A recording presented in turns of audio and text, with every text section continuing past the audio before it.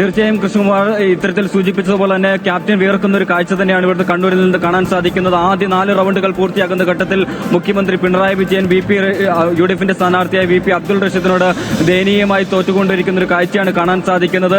ചെമ്പിലോട് ആദ്യ 2 റൗണ്ടുകൾ എണ്ണിയപ്പോഴും ഇത്തരത്തിൽ പിണറായി വിജയൻ പിന്നിലേക്ക് പോവുകയും പിന്നീട് CPMന്റെ ശക്തി കേന്ദ്രമായ അഞ്ചരക്കണ്ടിയിൽ വോട്ടെണ്ണിയപ്പോഴും ഇത്തരത്തിൽ പിണറായി വിജയൻ പിന്നോട്ട് പോവുകയും ചെയ്യുന്ന ഒരു സാഹചര്യത്തിലേക്ക് കാര്യങ്ങൾ എത്തിയിരുന്നു.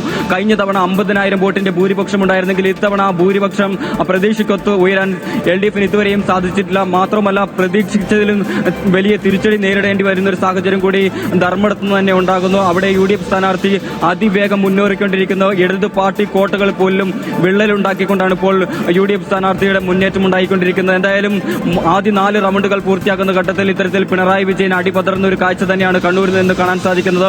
പിണറായി വിജയന് മാത്രമല്ല പയ്യന്നൂരിലും തളിപ്പറമ്പിലും സമാന രീതിയിലുള്ള അവസ്ഥയാണ് ഇപ്പോഴും നിലനിൽക്കുന്നത്.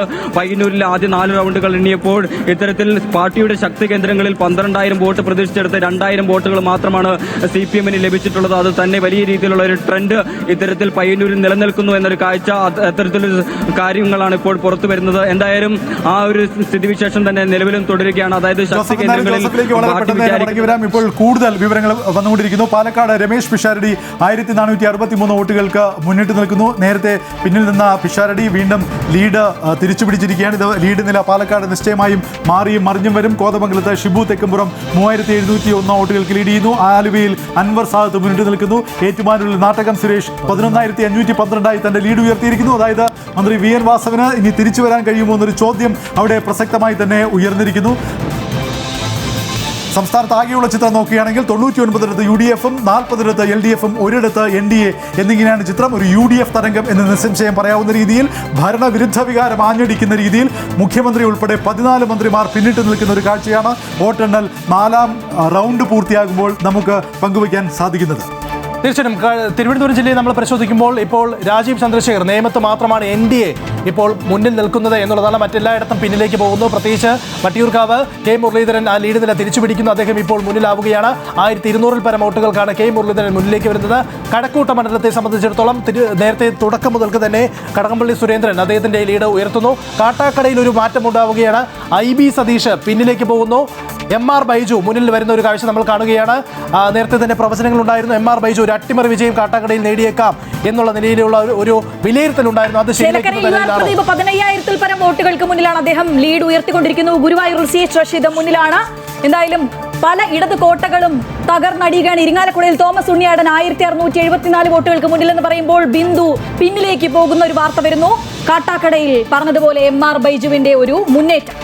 നേരത്തെ പ്രതിപക്ഷ നേതാവ് പറഞ്ഞതുപോലെ 5 ജില്ലകളിൽ പൂർണ്ണമായിട്ടും ഒരു ക്ലീൻ സ്വീപ്പ് ഉണ്ടാകുമെന്നാണ് VD സതീശൻ പറഞ്ഞത്. ഏകദേശം ആ രീതിയിലേക്ക് കാര്യങ്ങൾ പോകുന്നു. ഇടുക്കിയിൽ എടുക്കുന്നു, വയനാട് പൂർണ്ണമായിട്ട് എടുക്കുന്നു. മാത്രമല്ല മലപ്പുറം ജില്ലയിൽ 16 UDF ആണ് ഇപ്പോൾ ലീഡ് ചെയ്യുന്നത്. എറണാകുളം ജില്ലയിൽ 14 ഒരിടത്ത് മാത്രമാണ് LDFന് മുന്നേറ്റം ഉണ്ടാക്കാൻ നേതാവ് പറഞ്ഞത്. കാസർഗോഡ് നിന്ന് എണ്ണി തുടങ്ങി എറണാകുളത്തേക്ക് എത്തുമ്പോൾ UDF ജയിച്ചിരിക്കുന്നു. 139 സെഞ്ചുറി അടിച്ചിരിക്കുകയാണ്. ലീഡ് നിലയിൽ UDF ഇപ്പോൾ 140 മണ്ഡലങ്ങളിലെ ഫലസൂചന പുറത്തു വരുമ്പോൾ 100 ലീഡ് ചെയ്യുന്നത് UDF ആണ്. അതായത് സെഞ്ചുറി തിളക്കമാണ്. KPCC ആസ്ഥാനത്തെ പ്രകടനം KPCC ഓഫീസിൽ നിന്നോ നമുക്ക് തത്സമയ ദൃശ്യങ്ങൾ കാണാം. വലിയ ആവേശം KPCC ആസ്ഥാനത്ത്. അണികൾ ഒന്നടങ്കം ആവേശത്തിലാണ്. ആരാണ് വനവാസത്തിന് പോവുക എന്ന ധൈര്യമായി ഇനി VD സതീശന് ചോദ്യം ഉന്നയിക്കാം. അദ്ദേഹം നെഞ്ചുറപ്പോടെ നെഞ്ച് വിരിച്ചുകൊണ്ട് പറയുകയാണ്. 101 എത്തുകയാണ്. സംഖ്യ 101 ആകുന്നു. 101 UDF ലീഡ് ചെയ്യുമ്പോൾ 38 LDF ചുരുങ്ങുകയാണ്. ഒരിടത്ത് NDA ലീഡ് ചെയ്യുന്നു. മറ്റെല്ലായിടത്തും UDFന്റെ തേരോട്ടം എന്ന് തന്നെ നമുക്ക് പറയാം. കണ്ണൂരിൽ പോലും TO മോഹനൻ വലിയ മാറ്റങ്ങൾ ഉണ്ടാകുമെന്ന് പ്രതീക്ഷിച്ചു. പക്ഷെ ഒന്നും സംഭവിക്കുന്നില്ല. കടന്നപ്പള്ളി രാമചന്ദ്രൻ ഇപ്പോഴും പിന്നിലാണ്. 3400 പരം വോട്ടുകൾക്ക് മുന്നിലെത്തുന്നത്. നേരത്തെ പറഞ്ഞതുപോലെ മുഖ്യമന്ത്രി ഉൾപ്പെടെ 14 മന്ത്രിമാർ പിന്നിട്ട് നിൽക്കുകയാണ്. മുന്നിട്ട് നിൽക്കുന്ന മന്ത്രിമാർ പക്ഷേ ഇഞ്ചോടിഞ്ച് മത്സരത്തെ നേരിടുകയും ചെയ്യുന്നുണ്ട്. അതുകൊണ്ട് എത്ര മന്ത്രിമാർ പരാജയപ്പെടുമെന്നുള്ളത് കുറച്ചുകൂടി ഈ ഒരു ചിത്രം വ്യക്തമാകുമ്പോൾ മാത്രമേ, തിരിച്ചടി ഏൽക്കുന്നതിൻ്റെ വ്യാപ്തി എത്രത്തോളമുണ്ട് എന്നുള്ളത് കുറച്ചുകൂടി കഴിയുമ്പോൾ മാത്രമേ വ്യക്തമാകൂ. നിലവിൽ LDFന് 38 സീറ്റുകളിൽ മാത്രമാണ് ലീഡ്.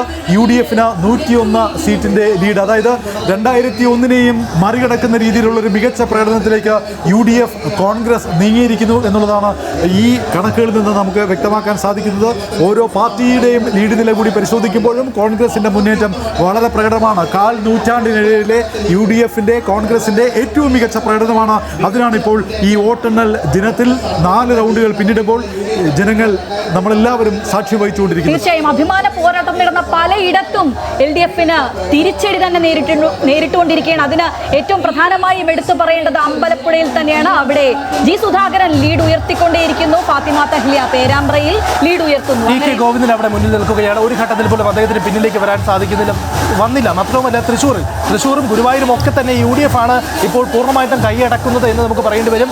തലസ്ഥാന നഗരി നമ്മൾ നോക്കുമ്പോൾ 14 മണ്ഡലങ്ങളിലെ ഫലസൂചന 9 പൂർണ്ണമായിട്ടും LDFന്റെ ഒരു തേരോട്ടം തന്നെ ഉണ്ടാകുന്നുണ്ട്. 4 UDF, 1 NDAയും.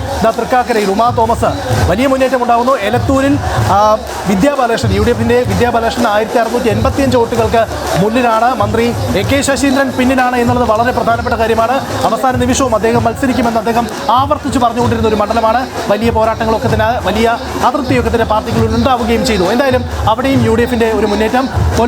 കൊല്ലത്ത് പൂർണ്ണമായിട്ടും UDF തൂത്തുവാരുന്നു എന്ന് തന്നെ പറയാം. പുനലൂരിൽ മാത്രമാണ് ഒരു ചെറിയൊരു മുന്നേറ്റം ഉണ്ടാക്കാൻ. എറണാകുളത്ത് അതുപോലെ തന്നെയാണ്. 14 UDFന്റെ മുന്നേറ്റം തന്നെയാണ് കാണാൻ സാധിക്കുന്നത്. എറണാകുളത്ത് 14 UDF തന്നെയാണ്. ഇടുക്കി UDF